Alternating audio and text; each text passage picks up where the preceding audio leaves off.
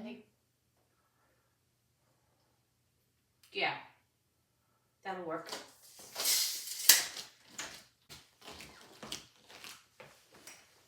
We'll just throw that up there for now. All right, do you want to help me set the cream?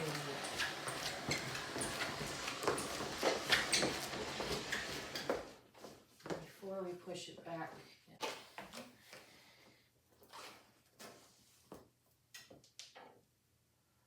Okay, let's see if we can slide it like that, just a little further back.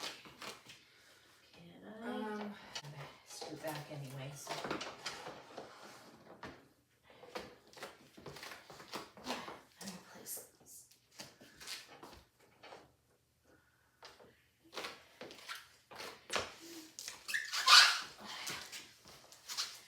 I should have tied my hair up bigger, huh? Better. All right, down.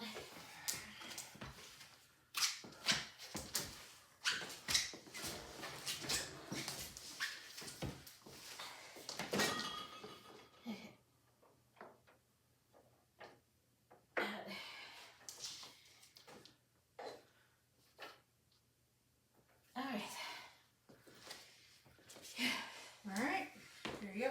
Yay! Thank you, sister. You're welcome. Okay. Oh, well, might need help with just one other thing, which is getting that back into the holes. Alright.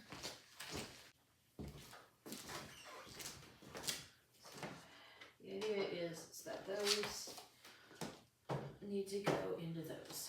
Okay.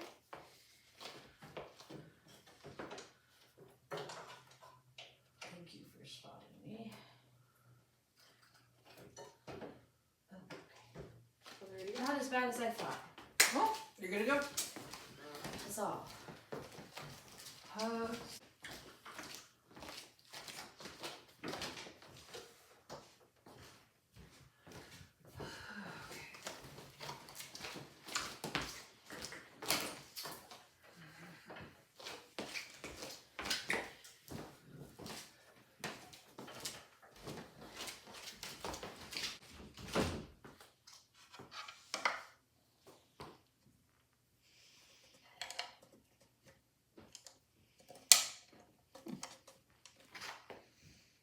Oh, that's lucky.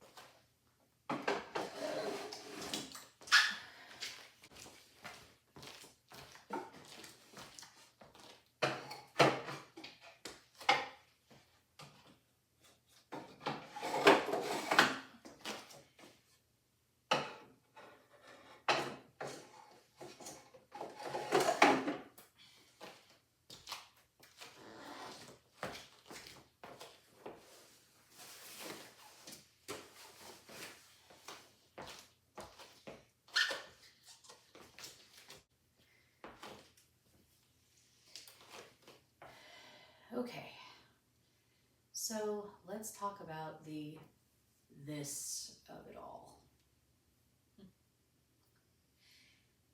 This is the reason that I got into antique sewing machines. This is my Nana's sewing machine, which she told me originated with her mother, so it would go back at least as far as my great-grandmother. It is a Wheeler and Wilson machine, and while I am already learning that research on this particular brand is a bit more tricky and a little bit more difficult than it is for my 3 different antique singers, what I believe I have here is a Wheeler and Wilson 9 that is going to end up dating somewhere to the 1890s. Again, this is not quite so straightforward as just looking up a serial number like you do with Singer machines, so that's tentative. This is also in, shall we say, as found condition. I have not cleaned it. I have not messed with it, other than to know that it does turn.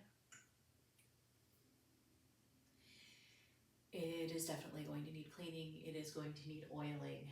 It does not have a needle, and it doesn't have a knob on there either. So I am not entirely certain that it isn't missing parts, which could also be an issue. It is missing a drawer in the cabinet. I have 3 out of 4 of them, so that's good at least. And the cabinet, admittedly, is in rough shape.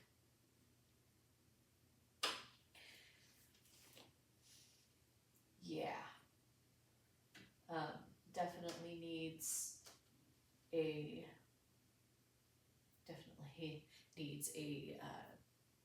treadle belt. I'm thinking this is also probably an issue here. Yeah, I have a lot to learn about this machine. I'm hoping that what I've learned about my other antiques, particularly my 27, will come in handy here, but I know there's going to be enough things that are different that this is gonna be hard. So, would you like a closer look? Let's do that.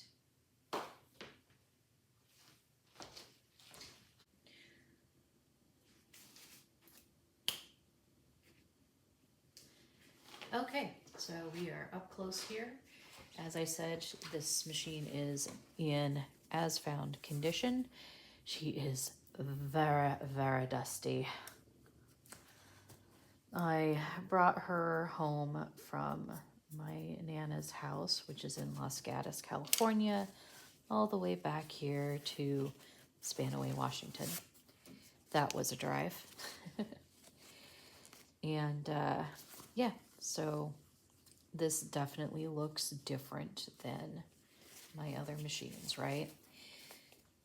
What I'm kind of loving is that it has this neat medallion in the center, just, you know, for aesthetic purposes. And it reads Wheeler and Wilson, Bridgeport, Connecticut, Bridgeport Con for Connecticut, USA,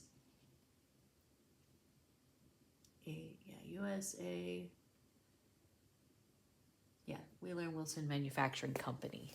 Sorry, it's a little hard to see. What I understand to be the serial number is here on this plate. So we'll just use a little bit of sewing machine oil to see if we can make that, all of this, a little bit more visible. I haven't even done, obviously, the initial dusting yet. So, like, there's some rust, there's some dust and dirt, and, well, at least more than 100 years worth of yuck on this thing. All right, so here it reads Wheeler and Wilson Manufacturing Company, Bridgeport, Connecticut, patented August 37th, 1878. What is that? I think that might say May 1st, 1883, and July 17th, 1888. I can't quite read that. March 2590, which doesn't make sense for a year, so I'm not sure I understand that last line correctly. So this is supposed to be the serial number here, so it says number 249800. That's a 6-digit serial number, which according to the little bit that I've had a chance to read thus far, that means that this machine is a Wheeler and Wilson 9 and not a D9, because I read that the D9s have a 7-digit serial number, which this is not. again, there isn't an easy list like for the singers where you're just like, oh, you just look up the serial number and it'll tell you exactly like when and where it was made, and you'll instantly know a whole bunch about basic information of that machine, right? Apparently that's not the case here. So it does have some of its original decals on it. Let's see if we can get any of those to show up a little nicer for you. Oh, this poor thing. Looks like it's been through the wars, huh?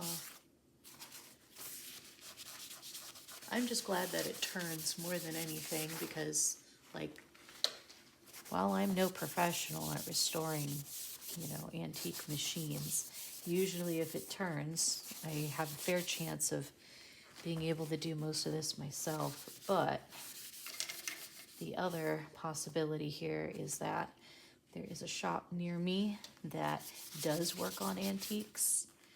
So if I need help from the professionals, I at least know where to go. Well, there you can see a little bit more, right? Where it reads here, Wheeler and Wilson, Bridgeport, Connecticut, USA. It's really faint through here. And then W9 here on the pillar. Other things observed, there's a little bit of just slight remnants here on the nose for more decals. It has tension discs. Ugh. That looks like a little tension thing there. So this is obviously where you put your spool of thread. It just comes back like that and releases. Access port here. I can see several oiling ports here. Presumably that's one, though that's a bit large.